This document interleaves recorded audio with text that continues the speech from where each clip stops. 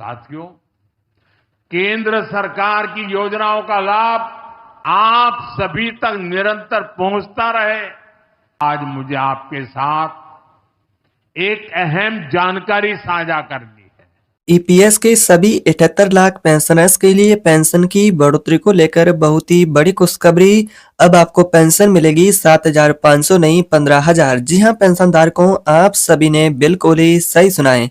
आपकी पेंशन को लेकर आ चुका है फाइनली निर्णय। सभी पेंशनर्स के लिए खुशखबरी जारी हो चुकी है। अगर आप भी एक ईपीएस के पेंशन भोगी हैं तो आपकी पेंशन से जुड़ी बड़ी खुशखबरी। अब 7,500 पेंशन नहीं 15,000 मिलेगी। जी हां, आपने यहाँ पर बिल्कुल ही सही सुना है।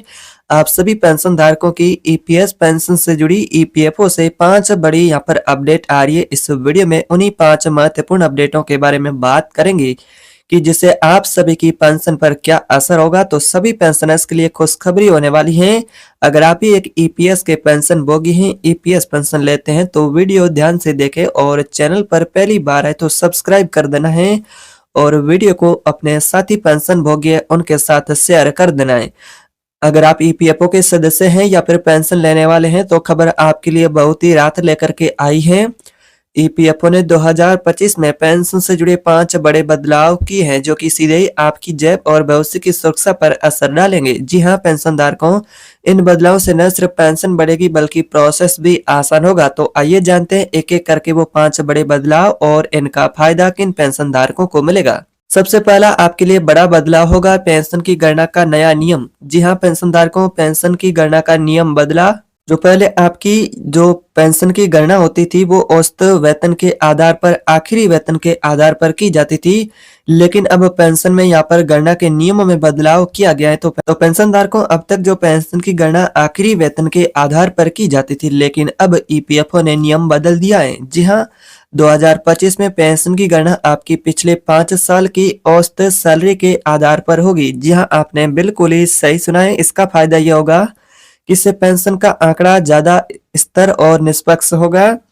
जिन कर्मचारियों की आखिरी कुछ महीनों में सैलरी में कमी आई थी उनका नुकसान नहीं होगा। और सबसे बड़ी बात है कि लंबे समय और औसत सैलरी से पेंशन का बेस भी बढ़ेगा। यानी कि पहले जहां आपको 6-7 हजार की पेंशन मिलती थी वही आपको 9 से 12 हजार तक पेंशन पहुंच सकती, यानी कि पेंशन मिल सकती है। तो ये पेंशन धारकों के लिए बहुत ही बड़ी खुशखबरी। और बात करते हैं पेंशन से जुड़े दूसरे बड़े ईपीएफओ के अपडेट की। तो दूसरा बड़ा बदलाव होने वाला है जिसमें जल्दी पेंशन का विकल्प आपको मिलेगा। जी हां, आपने बिल्कुल ही सही सुना है कि आपको जो जल्दी पेंशन का विकल्प कौन सा और कैसे मिलेगा। अब अगला बड़ा ये बदलाव आपके लिए पेंशन के इस विकल्प को लेकर है जिसमें पेंशन उम्र से जुड़ा हुआ है। पहले नियम था कि पेंशन 58 साल के बाद ही मिलती है, लेकिन अब ईपीएफओ ने 2025 से नया प्रावधान जोड़ा है।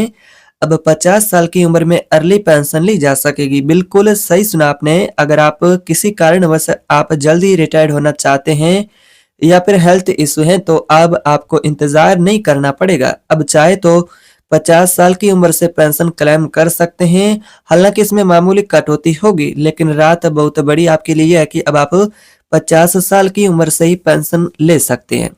यह फैसला खास तौर पर प्राइवेट सेक्टर के उन कर्मचारियों के लिए राहत है जो कि समय से पहले नौकरी छोड़ने को मजबूर होते हैं।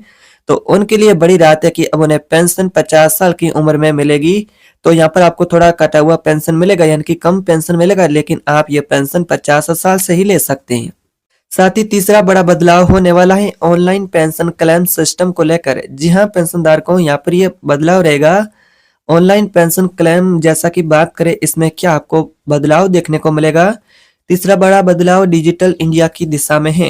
अब पेंशन क्लेम पूरी तरह से ऑनलाइन सिस्टम से होगा, यानी कि अब आप अपना डिजिटल तरीके से, ऑनलाइन तरीके से क्लेम कर सकते हैं पेंशन। तो ऐसा में बात करें ईपीएफओ ने अपने नए सेंट्रलाइज पेंशन पेमेंट सिस्टम को 2025 में लागू करने की तैयारी कर ली है और इसे अब लागू भी किया जा रहा है।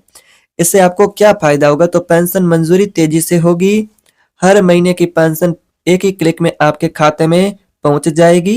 कोई भी पेंशनर्स अपने मोबाइल से ऑनलाइन स्टेटस चेक कर सकेगा। यानी अब पेंशन क्लेम पूरी तरह से प्रक्रिया होगी इसकी वो ऑनलाइन होगी और आसान होगी। इसके लिए यहाँ पर पेंशनर्स को यहाँ पर दफ्तर के चक्कर लगाने की जरूरत भी नहीं होगी। साथ ही उन्हें पेंशन के लिए न तो लंबी लाइनों में खड़ा होना होगा, न तो उन्हें कागजी झंझट से गुजरना पड़ेगा। यानी कि अब डिजिटल इंडिया का यह कदम यहाँ पर कहे तो पेंशनर्स के लिए बहुत ही महत्वपूर्ण है। अब बात करते हैं चौथे बड़े बदलाव की। चौथा बड़ा बदलाव रहेगा आपके लिए नौकरी बदलने पर पेंशन का रिकॉर्ड रहेगा सुरक्षित। जी हाँ, पेंशन का रिकॉर्ड आपके लिए सुरक्षित रहेगा। चौथा बड़ा अपडेट उन कर्मचारियों के लिए है जो बार बार नौकरी बदलते हैं।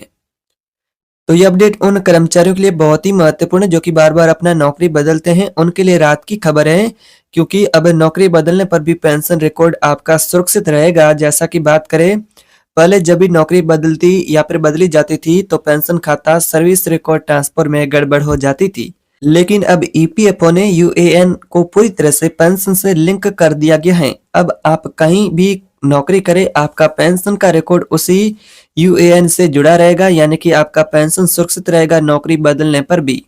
इसका मतलब है कि आपकी सर्विस हिस्ट्री कभी नहीं कटेगी, पेंशन का कैलकुलेशन लगातार जुड़ा रहेगा और रिटायरमेंट के समय आपको पूरा इसका लाभ मिलेगा। यानी कि इससे अब आपको छुटकारा मिला है।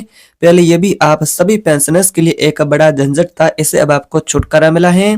पेंशन का कैलकुलेशन लगातार होता रहेगा और रिटायरमेंट के समय आपको पूरा लाभ मिलेगा।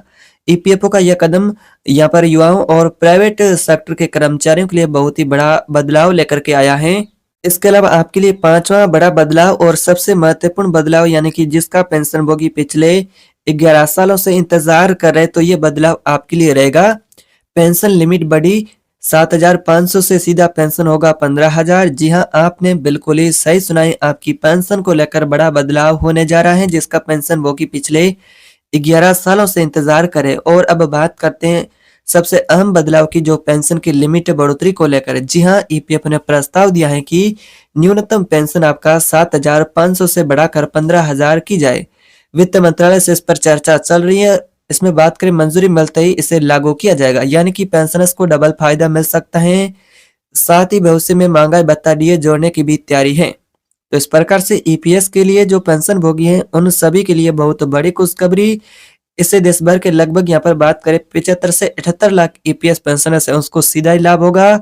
एनएससी भी इस फैसले का स्वागत कर रही है। दोस्तों, ईपीएफओ के ये 5 बड़े बदलाव आने वाले वक्त में जो करोड़ों कर्मचारी पेंशनर्स है उसके लिए वरदान साबित होंगे। सरकार का मकसद है कि हर रिटायर्ड व्यक्ति को सम्मानजनक पेंशन मिले, झंझट मुक्त सिस्टम बनाया जाए ताकि पेंशनर्स को पेंशन में कोई भी दिक्कत न हो। तो आप बताएं, आपको इनमें से कौन सा बदलाव सबसे अच्छा लगा है? तो आप बताएं, आपको इनमें से कौन सा बदलाव सबसे अच्छा लगा है? क्या 15,000 की पेंशन लिमिट बढ़ाना सबसे बड़ा रात भरा कदम है? कमेंट में अपनी राय जरूर बताएं। अगर आपको जानकारी उपयोगी पसंद आई है, मददगार लगी, तो वीडियो को लाइक करें और वीडियो को अपने दोस्तों के साथ शेयर भी करें और चैनल को सब्सक्राइब करना न भूलें, क्योंकि ऐसे ही भरोसेमंद अपडेट हम आपके लिए रोज लाते रहते हैं। तो साथ ही चैनल को सब्सक्राइब कर बेल आइकन को दबाना ना भूलें। मिलते हैं अगली नई अपडेट में, तब तक के लिए जय हिंद।